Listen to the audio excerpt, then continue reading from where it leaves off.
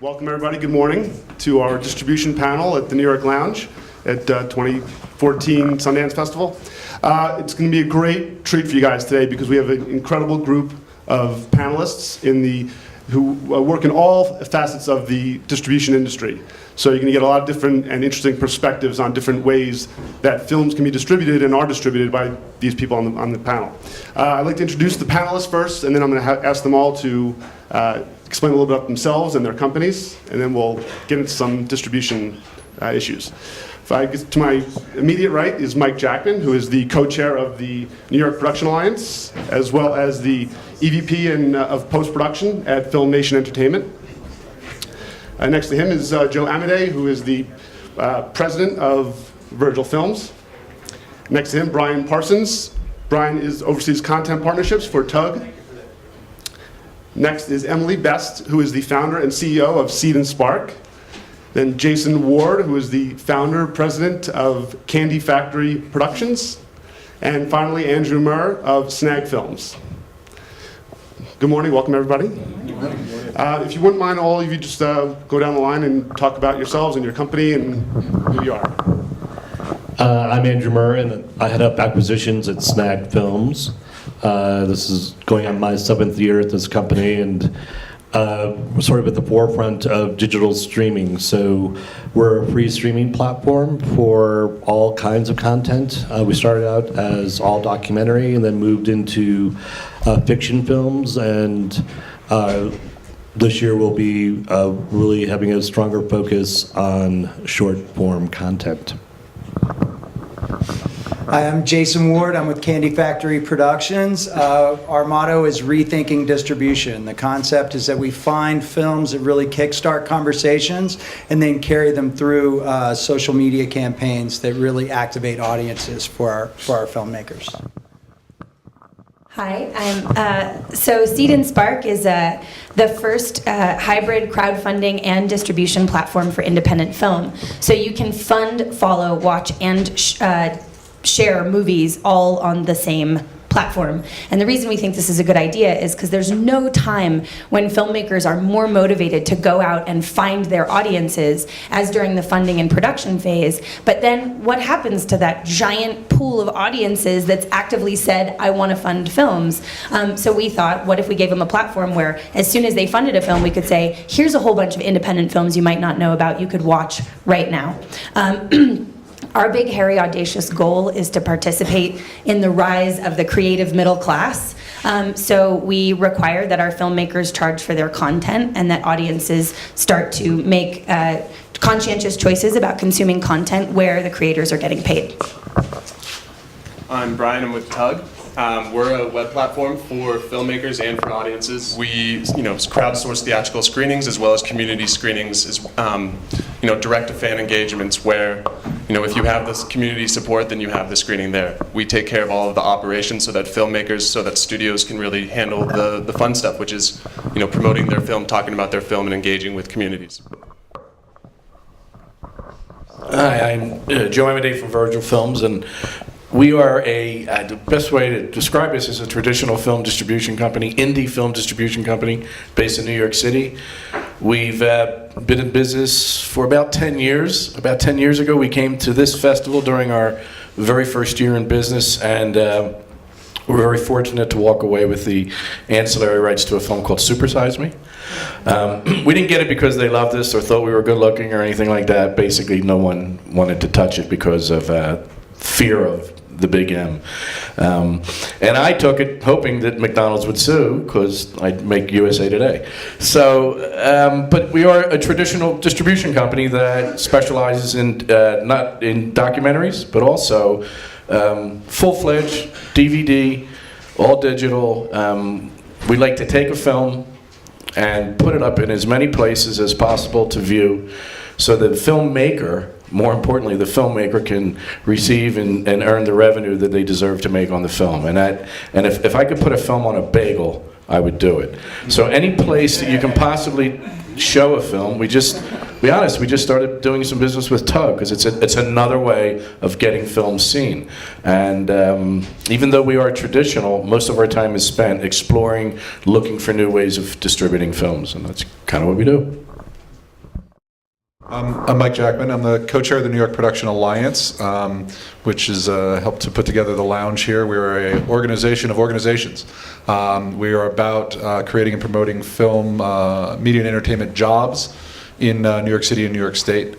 We're involved in lobbying for tax incentives, and very happy about our incentive program that is in production and post-production now through 2019 in New York State.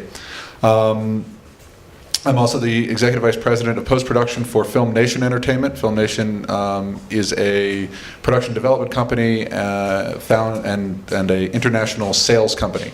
So we get hired to represent your film, go out to major markets, Cannes, Berlin, Toronto, AFM, sell to individual distributors around the world, and then manage the entire process. We have everything from legal and business affairs, advertising, marketing, publicity. We track box office. We approve print counts, we approve spends, and we actually physically manage the distribution of the elements to every distributor around the world, manage the quality control for that. I specifically oversee post-production of our original content as well as the creation and distribution of the elements that are used to exploit the film around the world. Great, thank you all. Oh, I'm sorry, and one more thing, and part of why I'm on the panel is I just produced separately my own film, or independent film, and pieced together distribution in 5 different parts. So, and really wish I knew some of these guys before I did that. Thank you all. So as you can see, everyone here has their hand in a lot of different areas, whether it's theatrical or VOD or otherwise.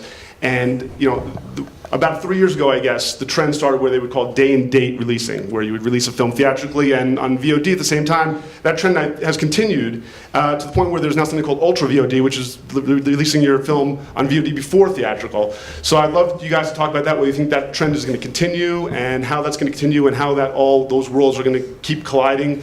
Maybe Joe, if you want to start, since you do a little bit of everything. Yeah, in reality, it's all smokescreen. It is. The major players out there, the studios have, and the bigger independent studios have theatrically driven product or story-driven product that they'll put up, whether it's Ultra VOD, before anything else, and now it's called Ultra VOD, and then it'll be called Ultra VOD because I want to put it up even earlier. And 3 or 4 titles succeed, and we hear about them and we read about them, and they really succeed. They make a lot of money, and the other 700 that are up on cable VOD don't. And that's really the reality of the situation. If it's a good film with a great cast, that's going to work. If it's an independent film that is a really good film but without a great cast, but it's still a really good film, it's going to struggle. So it's really tough to make that decision to go the cable VOD route if you're an independent film or an independent filmmaker, because the tendency is to get lost. And so what we try to tell our filmmakers, because most of them are movie buffs, what do you watch when you go to VOD? And normally they're watching, the big films like everybody else is. They're not going to the docs. So I think it's great for the Magnolias and the Radiuses of the world. But as far as when you get down to another level, I think it's a tough nut to crack on the cable VOD side. Can I have a really different perspective because we deal with films that do and don't get into festivals like Sundance. I think the biggest challenge, as you just highlighted, that indie films face is context. So celebrity is context. Giant marketing budgets create context because after a film goes by on the 23rd side of a bus, you're like, okay, I'll see it, Christ. So I think one of the hardest things that indie films face is how do you get a person who has no context for your film? They don't know your name as a director, they don't know your actors, they may not have heard of the title. How do you get them to make the decision to watch your movie? And at Seed and Spark, we think that curation really matters, and we think obviously that early audience engagement really matters. So in order to create context, you've got to create a gang or a tribe or a troop. You hear all these words words used around, a wolf pack, if you will, of people who really want to see your film succeed. And they're going to go out there, and as Nick Gonda, the founder of Tugg, is fond of quoting this statistic that one word of mouth recommendation is worth 200 television ads. Well, for my dollar as an independent filmmaker, I'm going after the word of mouth recommendations. So we think that the real challenge right now for independent films is creating context. And we ran a test in October of something called the Fair Trade Film Festival. And we had this wild notion that maybe we could get more attention for films that were done with their festival run, had never done a theatrical release, and were already streaming online. So we did a film festival, a small film festival in Los Angeles for 3 days. We showed a short and a feature each night, all of which were streaming on Seed and Spark. And what we said to the audiences who showed up, whose ticket sales and whose tips afterwards all went to the filmmakers. After they showed up, we said, listen, if you liked this movie, your tweets and your Facebook posts really matter to these people materially right now, because the film is available everywhere in the world. So I think one of the things that it's really the responsibility of distributors to do is to make the word of mouth recommendations valuable every single time for every film that we work with. Yeah, and at Candy Factory Productions, that is our focus. That's kind of our whole role model. And to get back to the day and date kind of concept, this is one way that you as an independent filmmaker with a film that actually you've defined your audience, you know where it is, you know how to get to them and activate them, you run a Tugg campaign, but the idea is day and date concept, you're available on Seed and Spark, you're available on iTunes, you're available on Netflix at the same time, because the theater's only going to fit so many people, and they're going to go and tell their friends, and their friends are their friends because they like the same things. So if they like the movie, their friends are going to watch the movie, and that's how we activate that. Brian, you want to talk a little bit about just getting audiences into theaters, because that's a lot of what you do, and how valuable that is to the same process. Finding films, whether it's online or finding them in theaters, is really the key here, and that's what you do. Yeah, just to tie it into what we were just talking about, I mean, certain films lend themselves to digital VOD, and some films really play up in large audiences. Some films are just meant to be seen in theaters. Like she said, the word of mouth, that's really what Tugg is about. It's about knowing who those local influencers are. It's the curation of it. It's working with organizations who support your film, or it's working with fans who are just crazy for that content. So genre films in general, they have very specific fans. Iron Sky is a film that we work with where those fans were just so eager for that film, and part of it is because it was just such a big tease, is the way they funded it, and then they just spent time on the film meticulously developing it. They released it in other countries, and then finally when they were like, do you want to see it in theaters? People were just going crazy to see it in theaters, and they became much more than just going to a movie. It was a community event, and I think that's what's really important, and that's what filmmakers are really good at is, they know the film that they made, they know the audience they made the film for, and they're really good about, connecting with those people, and then those people are really good about sharing it with their friends, sharing it with their family, sharing it with strangers, and filling those seats for them. Andrew, what about your perspective on? I know you do mostly advertising VOD, but not only. Well, we have a very large digital footprint, so we can go through the what we call pay on demand anywhere where a consumer pays transactionally to buy a particular film. So we bundle VOD in there, subscription video on demand, electronic sell-through. But I'm going to focus on what's known as free on demand, or sometimes known as AVOD, advertising video on demand, because I think it's something that we were at the forefront of. We really believe in it, and we're going to be concentrating on how to really make the core mission much more valuable this year. So we actually were founded by Ted Leonzas, who had he's vice chair emeritus of AOL, but he had a film that he produced that premiered here. I'm not going to go through everything that led to his vision of launching SnagFilms, but suffice it to say, 7 years ago, even at arguably the best sales festival in the U.S., a lot of films just didn't get distribution. And then even if they did get distribution, even the best distribution, they'd land on a shelf and would be seen by the public. And that's not why anyone makes a movie. So then we looked at the whole the landscape back then and felt like there are all these great independent films, there are all these great documentary films, or these great stories. Period. How do you get an audience to engage with those films? And it was a very simple theory that the way you get an audience to engage with a subject matter they may not know about, or to take a chance on a film that doesn't have Angelina Jolie, is to have it a no barrier to entry. So just a click and play experience, free to the consumer, supported by advertising. So the supported by advertising part's important because people say it's free, it's not, it's TV. The easiest way to think about it is TV on the web.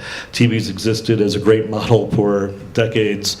And so where it is now is obviously there are great TV everywhere platforms such as Hulu that can really produce great revenue for not only TV but also films.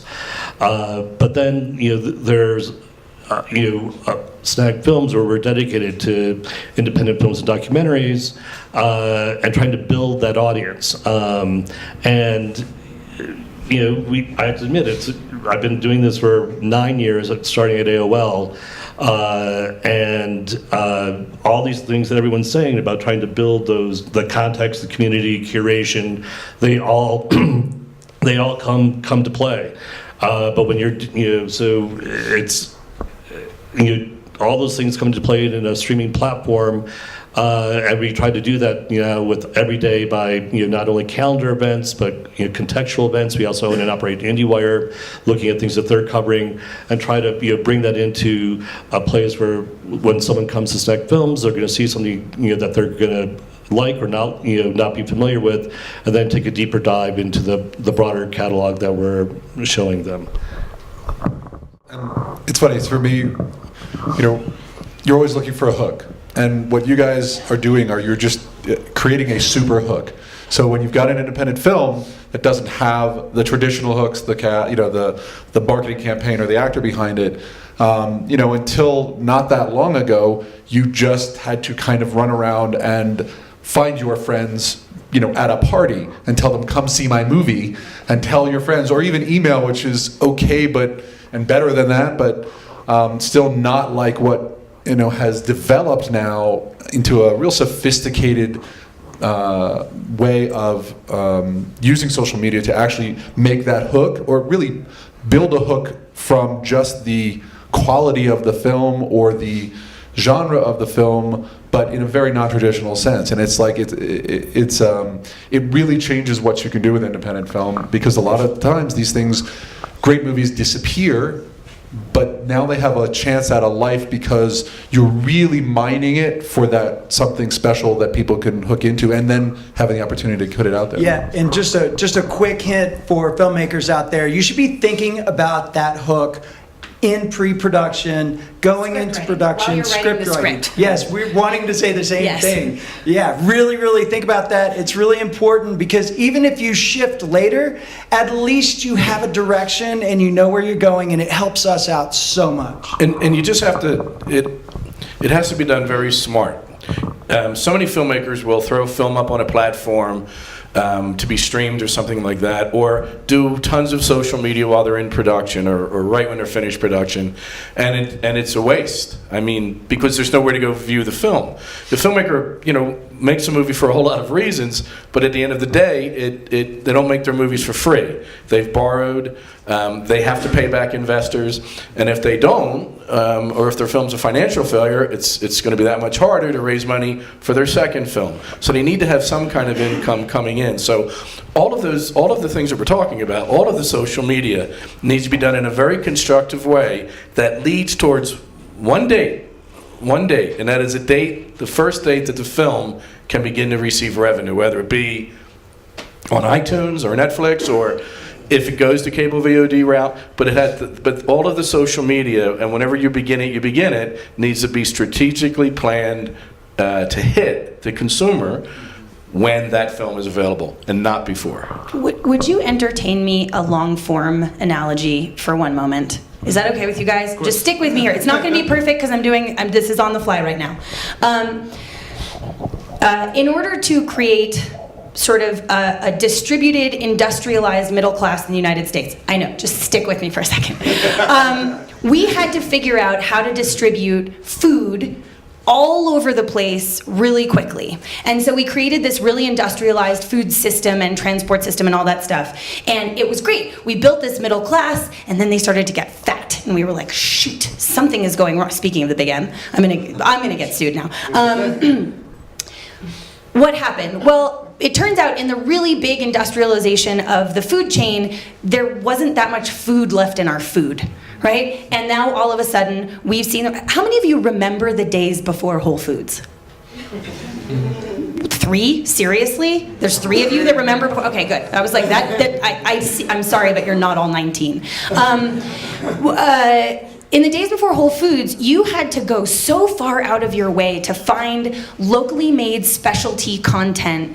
And then Whole Foods was like, I believe that if we created a similar mechanism and we sort of put a layer on top of the existing technologies to create a curated, highly specialized food store, this would be a hit. And now, basically, Whole Foods was the technology that gave rise to the conscientious consumer class of food eaters, right? My friends have a chocolate shop in Brooklyn. They make everything by hand, and getting into Whole Foods changed their business. They went from being struggling business owners to like successful middle class people now on baby number 2. Right?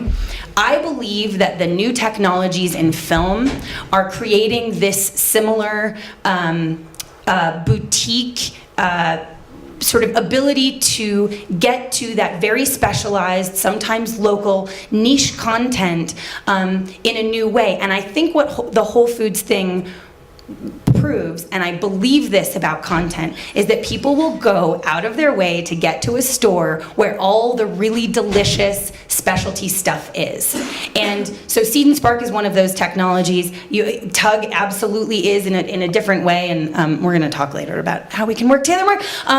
But I think the reason this analogy is important to me is because Whole Foods created the technology for all these little food makers to get on the shelves. But the packaging is still really important. And that belongs specifically to the brand alone. So no matter how small, no matter how tiny the kitchen in Brooklyn is where you make your specialty chocolates, the packaging has to be really beautiful so that when I go to the Whole Foods, which I am choosing to do as a conscientious consumer, I'm going to pull that box of chocolate off the shelves. Did that make any sense? Was that cohesive? I'm hungry I actually now. love that. Yeah, stealing that. Just to follow up on that, one thing that we haven't discussed yet, which is the other side of, specifically theatrical distribution, which is the movie theaters. They are just as hungry as the audience for alternative programming. They don't, especially the big chains. That's the buzzword now around theaters is, first it was everyone has to go digital. Now they're doing that. Now it's how can we get new content into our theaters. Alamo Drafthouse has been doing it for a few years now. Now the big chains want to start doing it. They want to be able to show these specialty shows, whether it's a documentary or it's a 1960 repertory horror film. They want to show that, and there's audiences out there that want to see that. So as filmmakers, you just have to trust that you have an audience out there, and the people that want to see your film, moviegoers want wholesome content, like she was saying. And so if it's available, and everyone up here that's the goal, to make that available. It's to let filmmakers make that available, to give them the ability to go to those theaters without having to pay exorbitant, booking fees, distribution fees. That's what we try to do at Tugg, is take all of that hard cost out, make it to where it's demanded. If you've hit that ticket threshold, those people voted. They want to see your film, and they're going to now see it on the big screen. It's interesting, to me, one of the great things about theatrical distribution is they're live events. So it gives you a great ability to use social media. Because you go to an event, you're tweeting, you're sending you're posting, you're doing whatever you're doing to get your stuff out to all your friends and people that are on your systems, and you're getting, great publicity and marketing power, which you wouldn't otherwise get by just a VOD release. Yeah, absolutely. And that's one of the things that is a philosophy of Candy Factory Productions. That's what we want to do. As Brian was kind of touching on, to us, it's not really enough to just have a Q&A and an experience. I mean, it's a great start, but we would really like to have an event around it, whether you get bands from the soundtrack that you use for your film to actually play at an event after that. Maybe your film deals with a certain issue and you partner with a nonprofit organization that supports that issue, and you have a fundraiser that occurs right after the film. But the point is to really have an experience around seeing the film, and not just see the film, and maybe even more than just have a conversation about the film. And I know you guys are trying to do that too, right? Yeah, I mean, we worked with a documentary about Burning Man, and those people really know how to make a screening into an event. I'm not sure who's in the audience, but I suspect there are filmmakers and producers. I mean, everything that we're saying here is great, but really it starts with you, and unfortunately it's going to end with you too. Very few films that succeed on digital platforms, no matter what they are, or theatrical, succeed without a great producer, a great filmmaker working with whatever the platform or platforms are. So when you're thinking about that, the things that you might think about, if you want a theatrical experience, it's going to be very, much easier to get now, but not always, going to be available. You might build in that budget as part of your production budget. You might even build a little bit of P&A into your budget. These things actually will help a distributor be more receptive to taking out a film if their costs are going to be lower. So all of these things begin with the producer, and ultimately distribution for an independent film. Almost all of them won't end until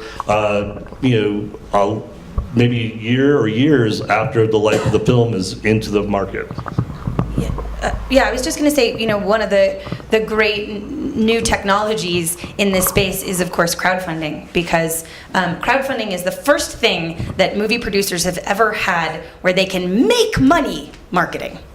Just think about that for a second. Rather than the biggest place we usually sink money in movies is advertising, and crowdfunding allows you to make money marketing, because crowdfunding makes you go out there and figure out who cares about my movie enough to take the call to action to click this thing, and then take the call to action to put in their credit card data. And those are the most valuable beginning people to you. So that's been a really, really exciting innovation, and it's playing out everywhere all the time. Yeah, and to back that up, and get back to Andrew's point, that is going to require the activity of the filmmaker, the people in the film. You really have to be a part of it. Look, the film that we're distributing picked up, Song Still Inside. Patricia Bury's here. She's the producer of the film.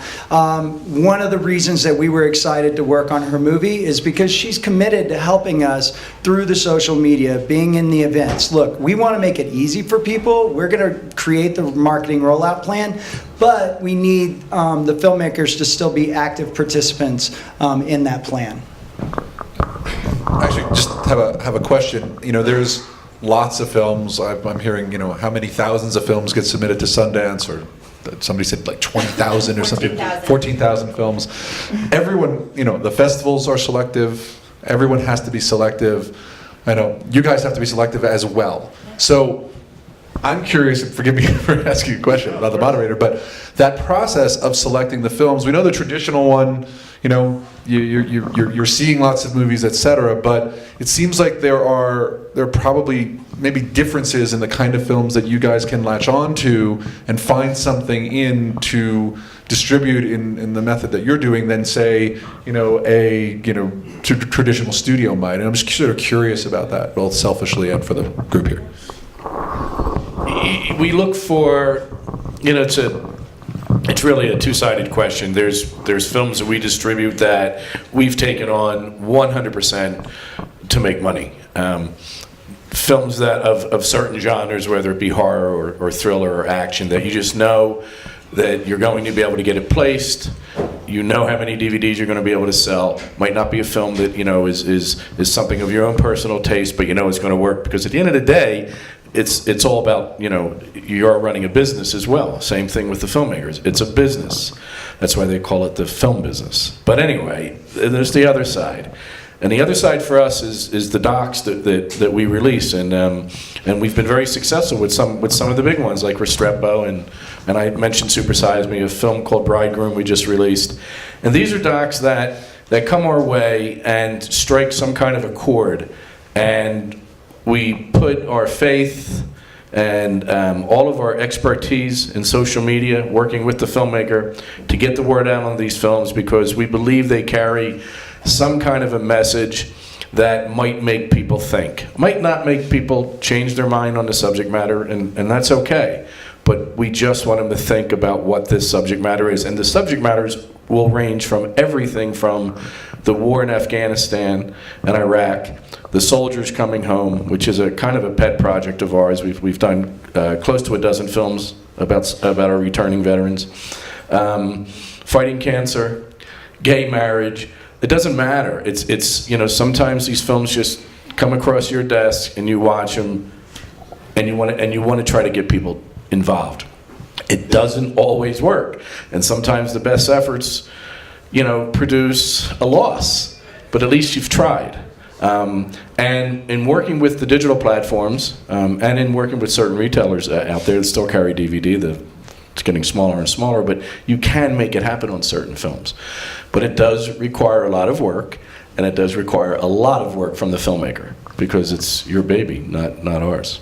Yeah, somebody said it earlier about being boutique. That really is our philosophy, and the hard work that has to go into that. You know, we talk about the lower cost of social media, the lower cost of trying to do these things. Yeah, they cost less, but they require a ton of work. Crowdfunding requires a ton of work. So with all that in mind, we really are looking for films that really do kickstart some greater conversation with an issue. They raise a social issue, an ecological issue, and that can be a narrative film. It doesn't have to be a doc. A lot of good narratives kickstart discussions about that. So that is what we're looking for. And without that hook, without that boutique, you know, kind of curated audience, you know, that's what we're looking for. Yeah, we because a lot of the curation we do happens at the crowdfunding stage, so oftentimes we're curating. So if you crowdfund on Seed and Spark, you're guaranteed a spot on distribution, but we also pick up films just for distribution. But on the crowdfunding side, we always say it's who, what, and why, right? So who is the team, and does it match the scope of the project? It could be one person shooting a really personal documentary, or it could be a team of 7 shooting a much bigger film.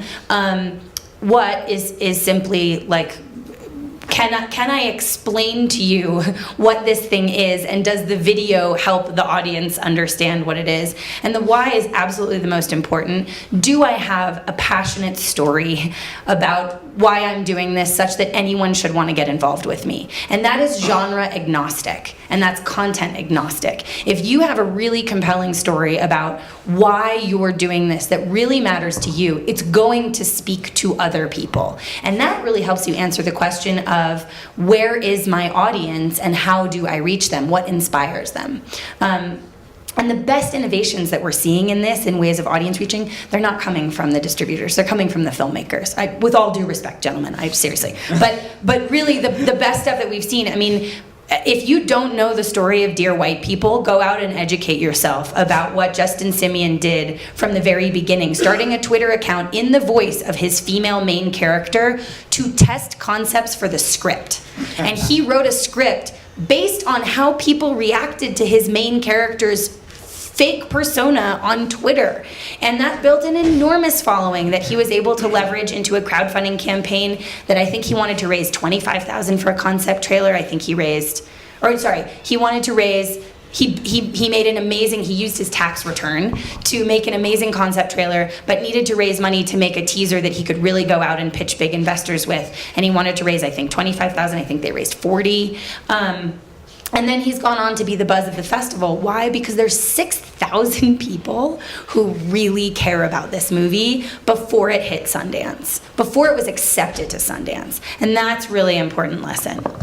So that's a good point. So we talked a little bit earlier about producers having to think about distribution when they're writing their script and they're in development before they even start producing the movie. At what point do producers should be talking to you guys? How early in the process should they be looking to find and talk to distributors? Yeah, we would love to just consult, have a conversation in pre-production when you're really thinking about, just to help, think about what type of audience is going to enjoy your content. Where are you going right now? There's just some things that we can discuss at that point that can really help them prepare. If you're going to do a crowdfunding campaign, what kind of material are you going to do? What's going to be your giveaways? Is there something special for that? And I think it's really important. That's when we really want to talk to them. We talk to them, in development usually.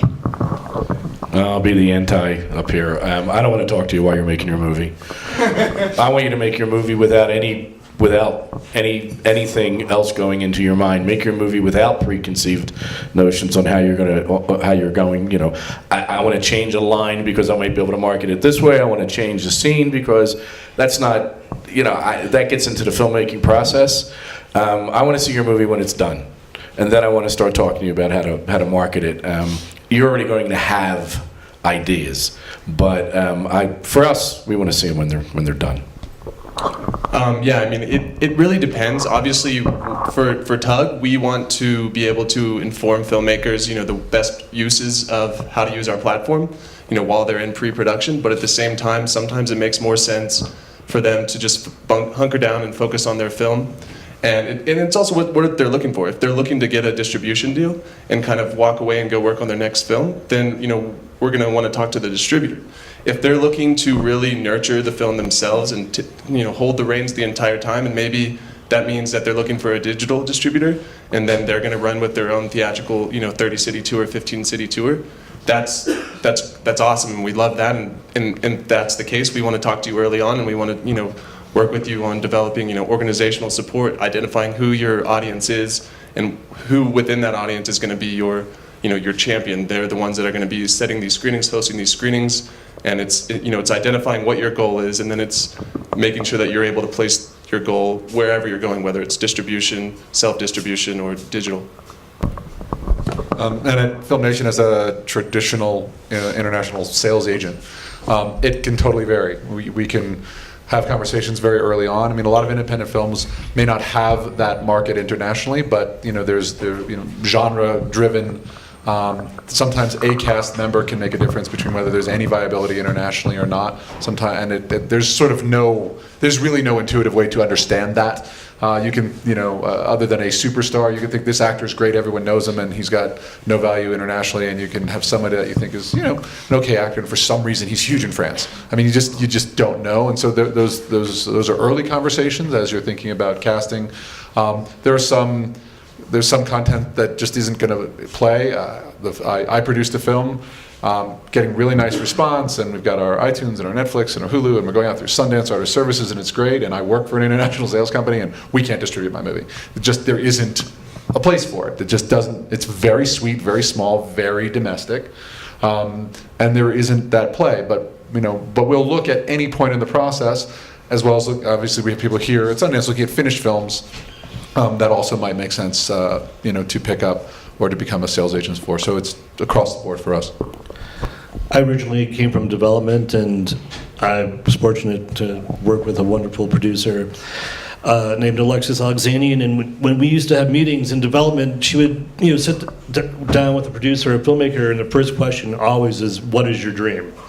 And so when I think about that in distribution, I don't necessarily, I start with that concept, but it's really going to be with each filmmaker, each producer, what is your goal? I mean, we work with a lot of films that are older, that are sitting on a shelf.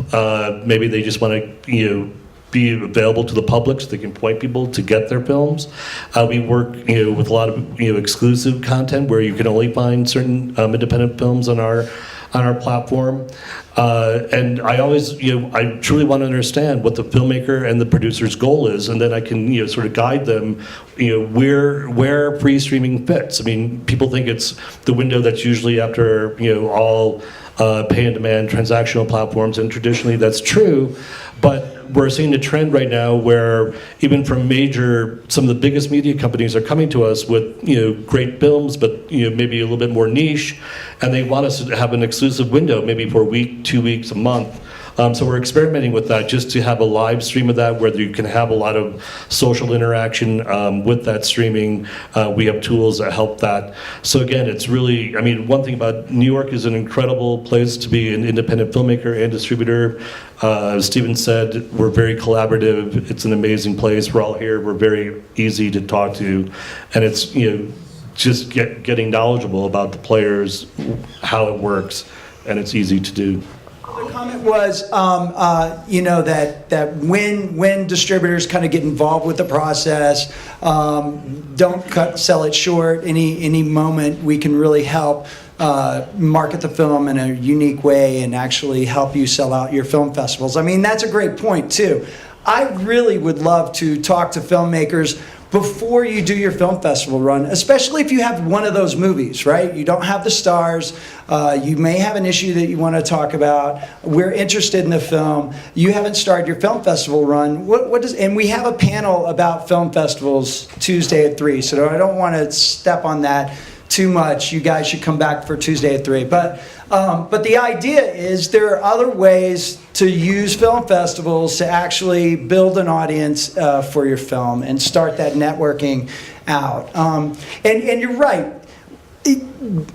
When I say I want to talk to filmmakers in pre-production about, thoughts about what their film means and where it wants to go, they're suggestions. They're just to get them thinking about it a little bit. Really shouldn't affect your content. Your content creators create your content, do that thing. But as long as you're thinking about it, you might really think about some of the things you'll do behind the scenes, right? Some of the interviews you'll do, some of the stills you'll do. Maybe you'll think about your graphics that you're going to be putting up on Facebook and on Twitter a little bit more so that it's more marketable. I was going to say that's an incredible point, that ancillary material that allows the exploitation of your film afterwards. It doesn't take a whole lot of extra time to go, let me point the camera the other way for a second. Let me take a second and just, grab my little, my iPhone or my iPad and do a quick interview with cast members. Oh, hey, look, someone's visiting the set. Or one of my cast members is doing an interview. Let me get some B-roll of that. You don't need a lot, but you need something because everyone is just crying for that extra material. And I'll just sort of say this, my little film, we've got all of these different outlets. We're also doing a direct sale on the website, and what we're doing to drive that is Paul Thomas Anderson hosted a Q&A for us like a year ago at the Arrow in Santa Monica. He liked the film, and so he said, I'll do this, which was great. It got notoriety, and people heard of it, and we recorded it. And now that is value-added material to help drive people to the website and open up, yes, for $9.99 you can buy it. For another $3 you can get this. And, and those things are really valuable, whether they happen during or after, documented. We're in a world of people like to document what they're doing, but remember it, think about it. It's really important. Yeah, I just have to add to that really quickly. Don't sell short documenting your workflow, right? Your camera equipment that you're using, how you're actually doing your shooting, because people are, Mike, come on, we're obsessed with the workflow. We're obsessed with that production stuff. And if somebody posts about it, I want to see it. So anyway. I'm just going to add on to that and say something that Emily pointed to about packaging. Truly, if you don't have amazing artwork, forget it. You're not going to succeed in digital. I'm not just saying it because you won't succeed, but some of the biggest platforms won't even take it without the the best artwork, high depth, and then if you do go onto a platform without it, they're not going to promote you. So your artwork is key in the digital world. We're getting towards the end, so let's take some questions. Sorry, I was on Post Magazine. I have a quick question. question. Last week's net neutrality ruling, how does it affect content on the internet going forward? A lot of the big players out there were most likely going to, go to abandonment, and independent filmmakers who are getting smaller and smaller sort of playing field. Yeah, so the question is about the effect of net neutrality or the lack thereof. Yeah, the ruling. Explain that. Yeah, Want me to, why don't we let the lawyer explain the ruling, and then I will talk about it. very briefly, the net neutrality ruling basically said that you don't need to be net neutral anymore, and companies can prefer certain content over others. I'm actually Mark Sternberg. I'm with Dogfish Accelerator and Pictures. But one of the other issues that's also going on, it's going to be more of an issue for some of like Netflix and some of the VOD platforms, is also throttling. So it's not only that you won't be able to find it, but when these ISPs see that there's a lot of web traffic going on. I think right now Netflix is like almost half of all web traffic. It's like 35% of U.S. web use. yeah, so it's huge. So what they're trying to do is they want to make it so, particularly there's issues with like, cable companies who don't want to see Netflix compete with them. And the issue is that they're going to try and throttle Netflix, who they're starting to see as a competitor. I mean, you saw even with the awards recently that they're starting to win. So what they're going to do is they're going to throttle. They're going to make it harder for you guys to get good quality signal from VOD platforms. It's going to be harder to get it. They're going to throttle it. And what that'll end up doing is making it steering traffic away from some of these VOD platforms that, might better serve our community towards their own preferred providers. Well, there's been a lot of talk about self-distribution, actually putting your film on your website and using companies like Gumroad to actually stream your film yourself. Can't afford the broadband. You shot a 4K movie. You have it so that it can be in HD streaming.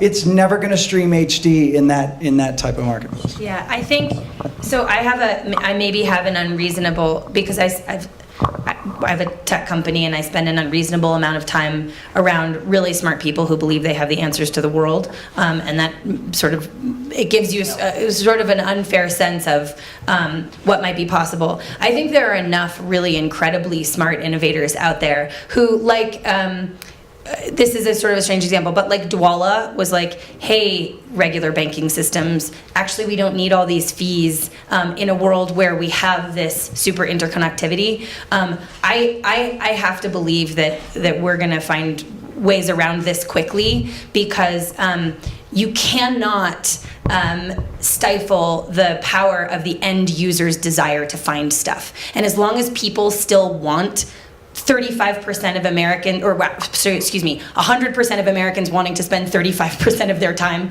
on Netflix, it just won't, I have to believe it just simply won't stand. So you don't offer any solutions, you guys? So I would say get active right now. If you care about independent film, get out there. Down on February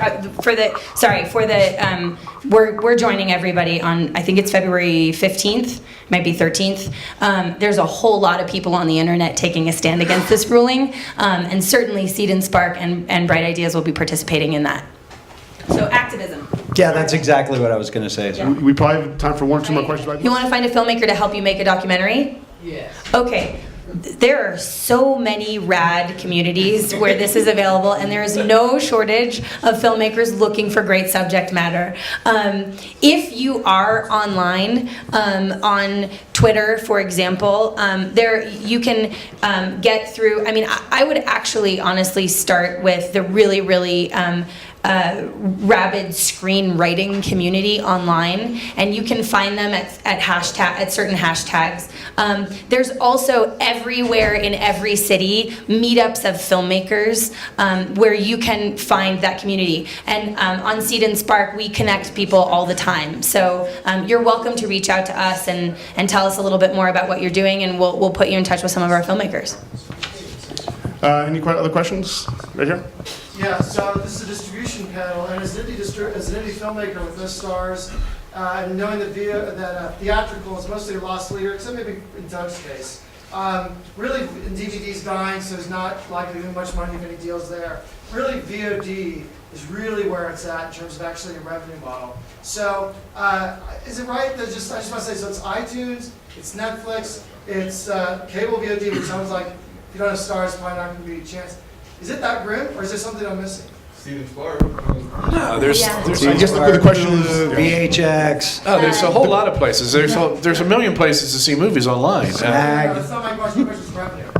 Well, no, Because that's not the same. it all depends. Listen, they all bring in revenue, but you know, it's you know, Blockbuster used to be the big guy, and then there was everybody else, and now you know, it's really depending on what type of film you have.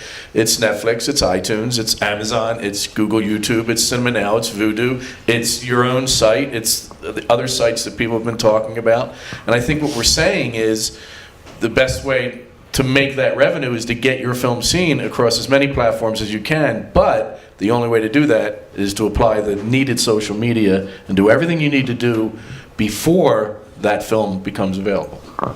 There's a lot of digital distributors out there that work off of basically an MG with the filmmaker.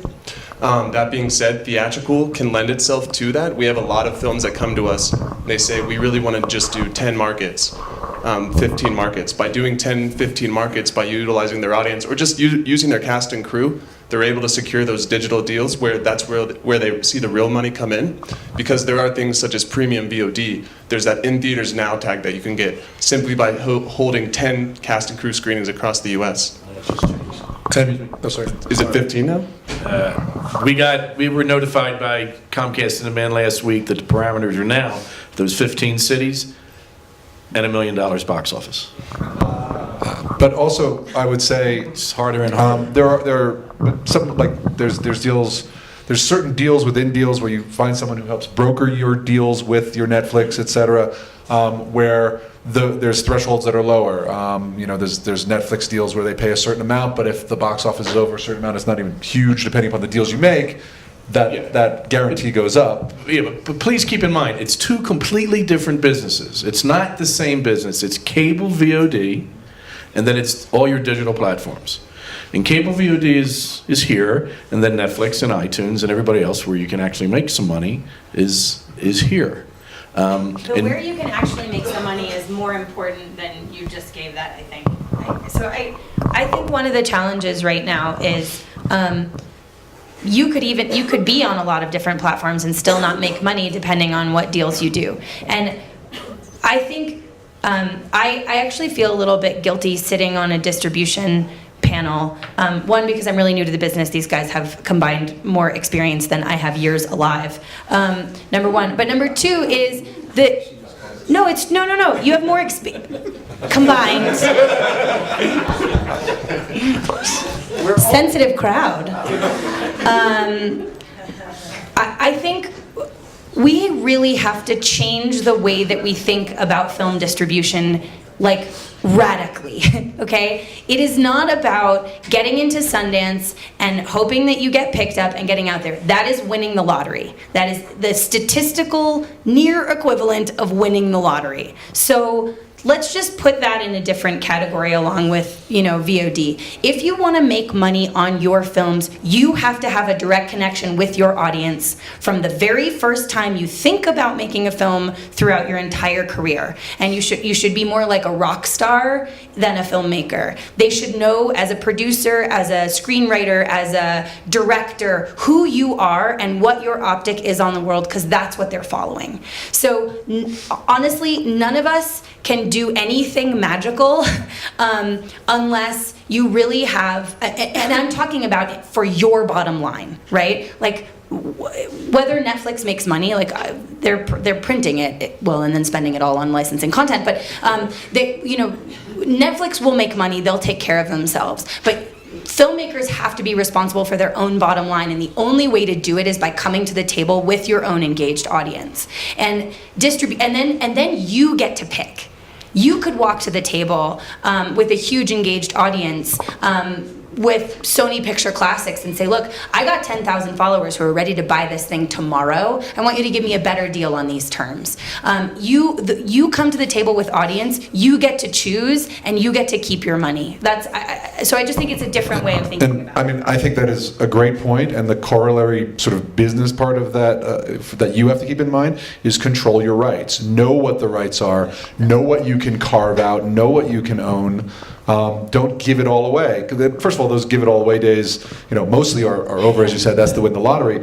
But when you make that deal with whatever iTunes, work to carve out. I can also sell this myself through my direct sales on my own website. I mean, those are, and I can, add content, etc.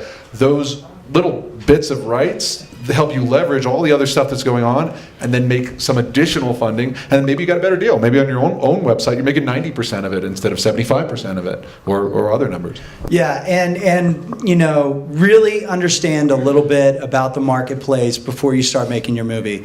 Manage your expectations on what that income means. And not, just to throw something crazy out there, you make a $3 million movie, no stars, no issues, you're losing money. You're going to lose money from the beginning. You're never going to make that back. You have to be realistic about the cost of your film, what you're doing it for, and what you may recoup on the other end. Don't look at Paranormal Activity as the one you're going to do. Yeah, That's no, the anomaly. supermotto. Speaking of printing money. Well, I think we're just about out of time, so I want to thank all the panelists. I thought it was a great discussion. And just to remind everybody, at 3 o'clock we have the visual effects panel, and at 4:30 we have our live music Cider House session, so hopefully you'll all come back for all that, and hope you enjoyed the program. Thanks.